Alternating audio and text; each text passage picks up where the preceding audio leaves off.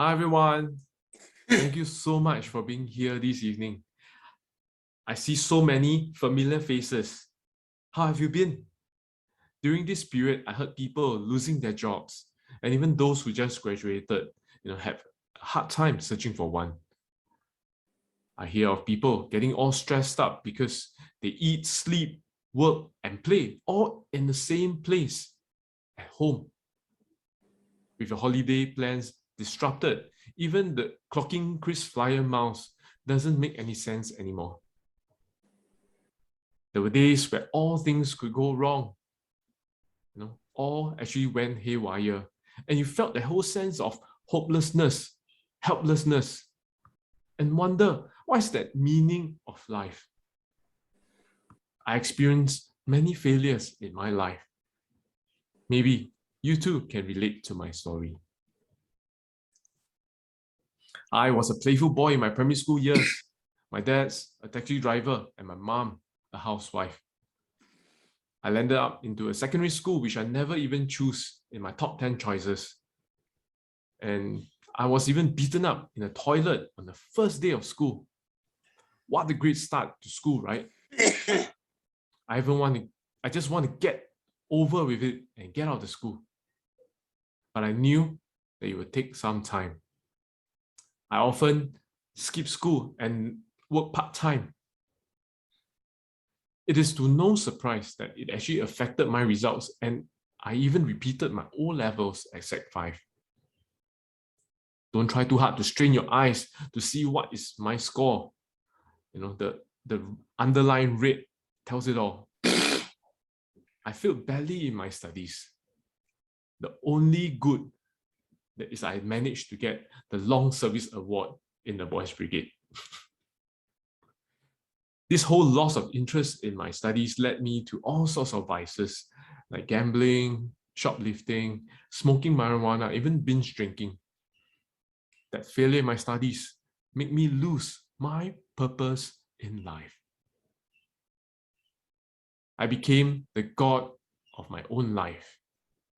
I just do whatever it takes, that makes me happy, even though it's only very temporal kind of happiness. I told myself if I work hard and press on in tough times, maybe someday I can be like Jack Ma. Anyway, I'm young, healthy. What can go wrong, right? I don't need God to tell me what to do. I'm old enough and I can decide for myself. At that point of time, I was 21 years old and I was doing fine. I signed on as an army regular. I have a bright future ahead. I had a girlfriend then, and I have lots of friends. Then I realized that even though I was surrounded by all these friends, internally I felt this whole sense of emptiness deep inside. I was all alone. I was lonely. I was angry with my father for all these failures. I thought it was because he could not provide enough money for the family, or even this whole conducive environment for me to study, that I had to work at 14 years old and lose interest in my studies altogether. I spent most of my time with my friends then. I realized whenever I had money, I had lots of friends. But when I'm in need, my so-called friends all run far away from me. Thus, I lost my confidence in my friends. I thought I could trust my girlfriend of 5 years. The relationship seems very stable at first. I even saved up and bought her a car and was planning to even buy a house together. In the end, things just didn't work out and we broke off. I was saddened and my whole world collapsed. Even the last thing that I believed in failed me. Albert Wong, my fellow BB officer, asked me to join him to lead this youth expedition group of primers to BB Cambodia for 18 days. I thought maybe it's a good idea.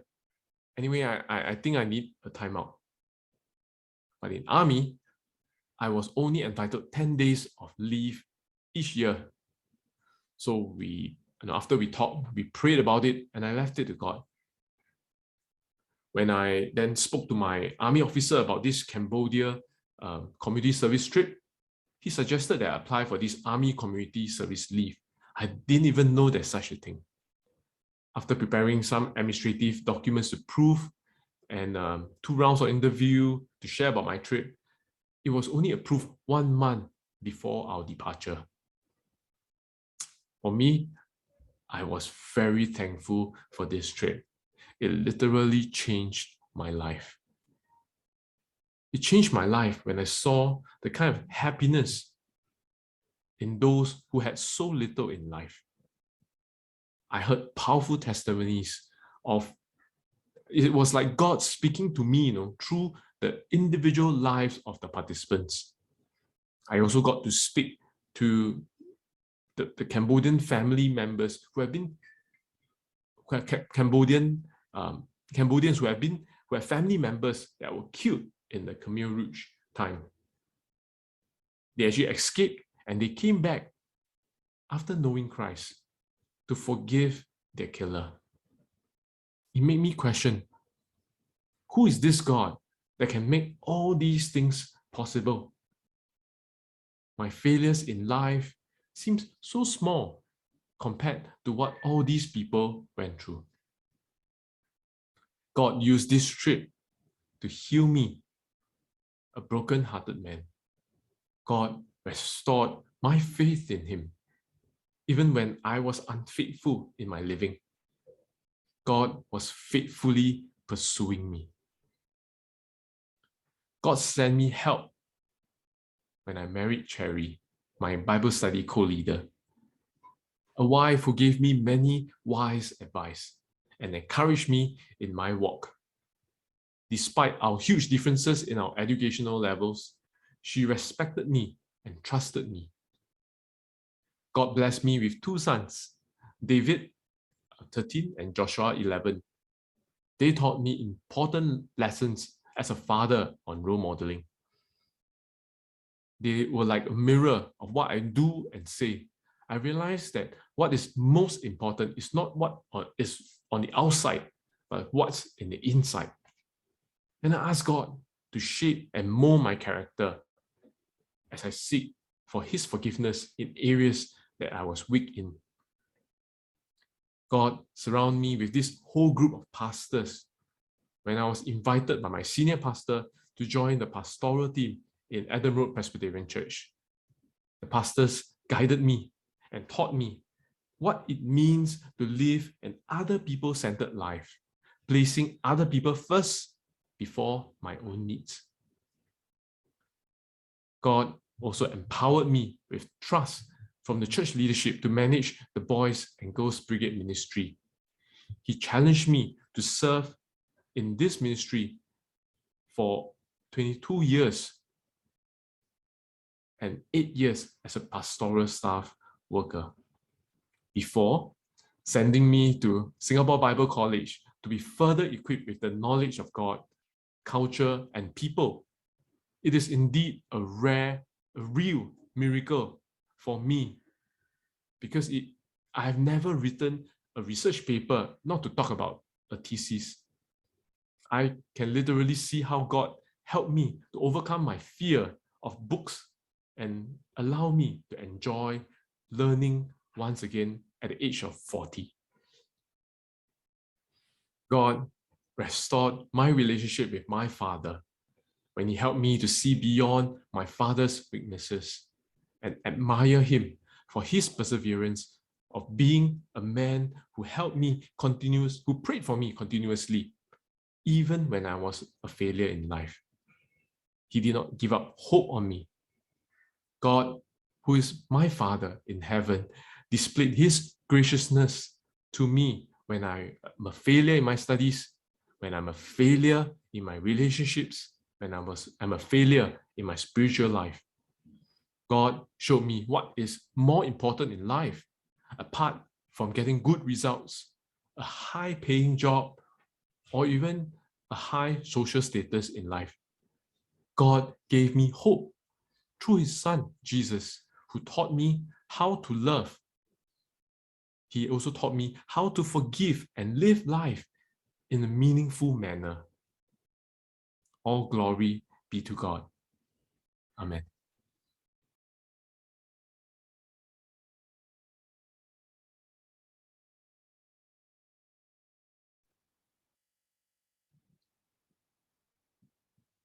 Right. Thanks, Daniel.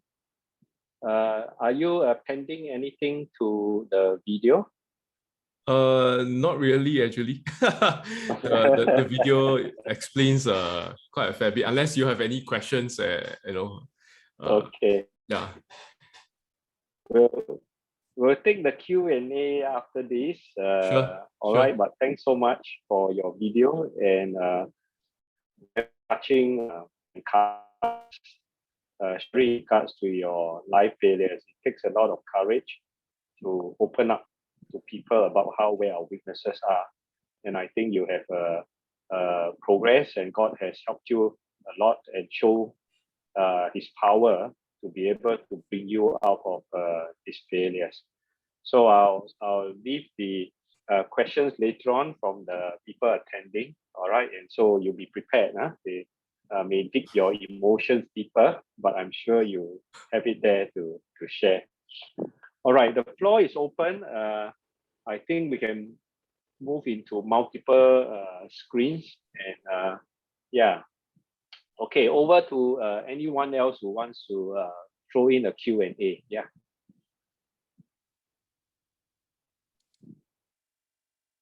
Okay, let me start first. I'll come to Shenton later. Hi, Shenton. I want to say hello to you.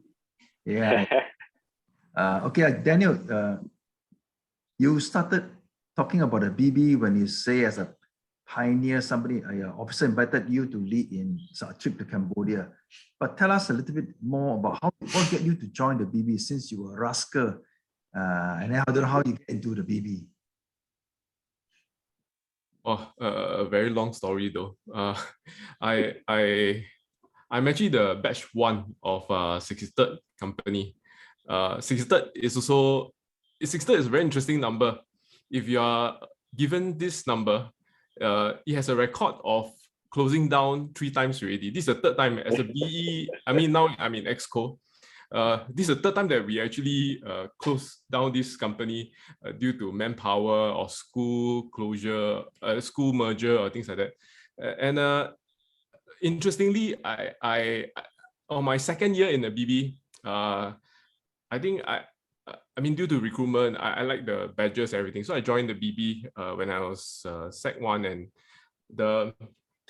after 2 years, my captain came to us and he said, "Oh, he's going to be a pastor, so therefore he cannot captain the company anymore."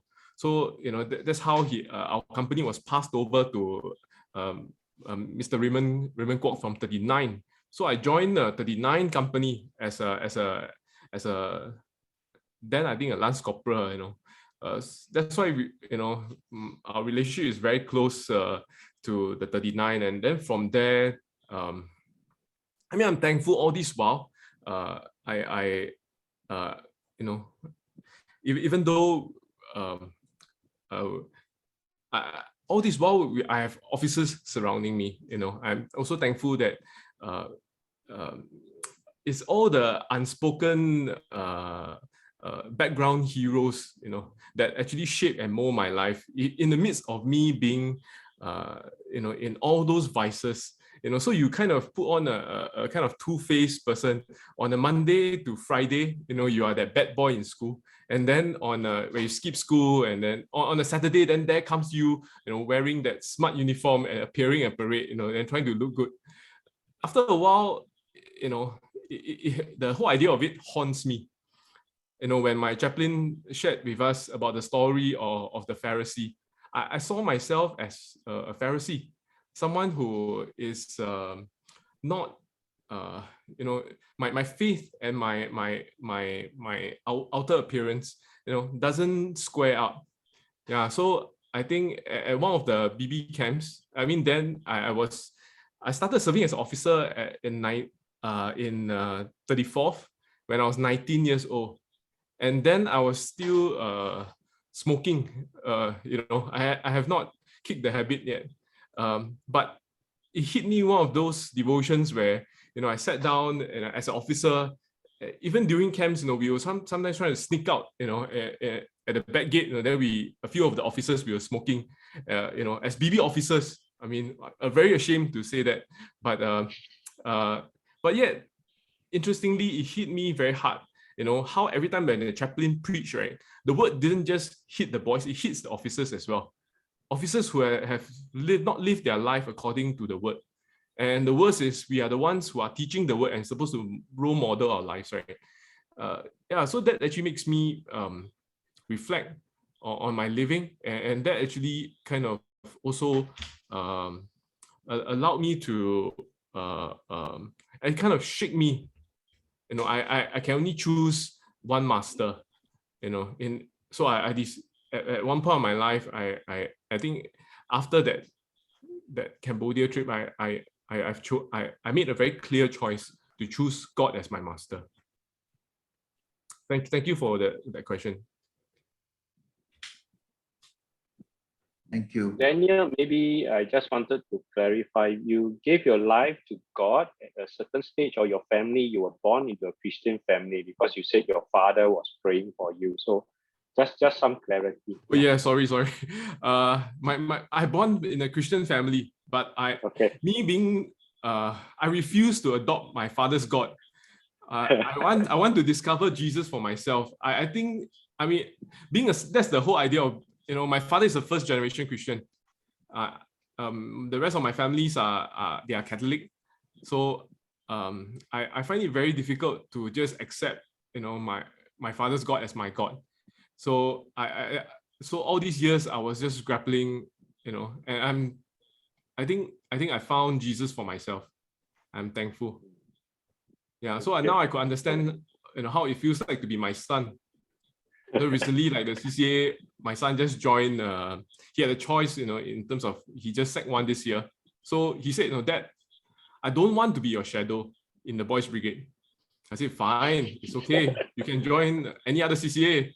No hard feelings. I won't, pressure you. So he joined the NCDCC. So I said, well, I'm thankful at anything, but I tell you, say it must be a uniform group, because they, any uniform group is I cannot say any uniform group is a good uniform group. I just say just join the uniform group. So he joined NCDCC. After 2 weeks, he came back. He said, Dad, it's terrible. They make us run around with the water guns. Oh man, it's nonsense. He said, I'm appealing. I said, so where do you want to appeal to? He said, I want to appeal to the boys' brigade. Wow, in my heart, I cannot express my happiness, but outside I must show a straight face. Okay, sure. I hope your appeal gets through. And then so you he's in the 5th company now. But at the background, I called my captain. I said, hey, the 5th company captain. I said, hey, can you make sure my son gets into the BB?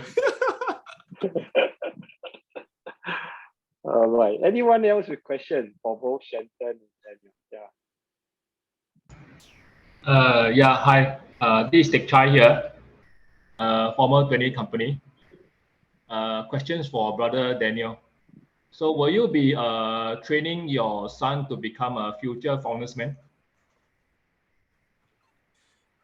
Sad to say, when I think when I was 16, I went for a foundersman interview. Then there was this interview, this room where I couldn't remember who was there. I remember my captain then was Henry T, if I'm not wrong. So I went in and they asked, hey Daniel, can you show me all your records of all your badges? I said, what records? I have no records, because from 63rd hand over to 39, hand over to another company, and there's no records. So ask them, is records compulsory? I thought you're assessing my character. So I'm not a foundersman. I know that I admire Shenton and the prestige of it, and so no pressure on my son. he's already a Gold Award winner. All right, great. Henry T, you want to clarify? No, Henry, you are here. Well, I'm glad to see Danny. Hi, everybody. I'm glad to see Danny in this stage, and very glad that he has gone through. Actually, I was the very first captain of 63rd company in Yuanjin, and I was there like probably 1-2 years because I was chauffeuring around two to three companies at the time. In the morning, I was with the 56th. After afternoon, I hop over to 63rd and then Boon Primary School for the junior section. I was there for like 2 years, and after that, it was a challenge because 63rd is a different kind of schools that all of us expected actually. But we got a very supporting principal and also a very good teacher in charge, But I only will want to clarify that I was there to see that everything fall in place. We have officers from Renewal Christian Church who are like Pastor Elvis Young, who was later took over from the captaincy, and some other people, But I'm glad that they took over and they have seen the company. But unfortunately, along the way, things happen, and then shortage of manpower and things like that. That's why I believe Daniel was saying that the company have sort of have to, go for the time before the final one actually. I'm glad I'm part of this journey with him, and though I did not really do very much, that was because it was an initial stage where the company will slowly to get more manpower and all that. Yeah. But Daniel, keep it up. Daniel.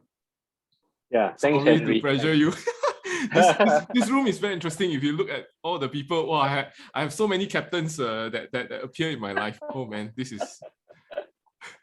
So it's good to connect back after this. I hope you now have some of their contacts, and hopefully they have heard you share your testimony. So that's fantastic.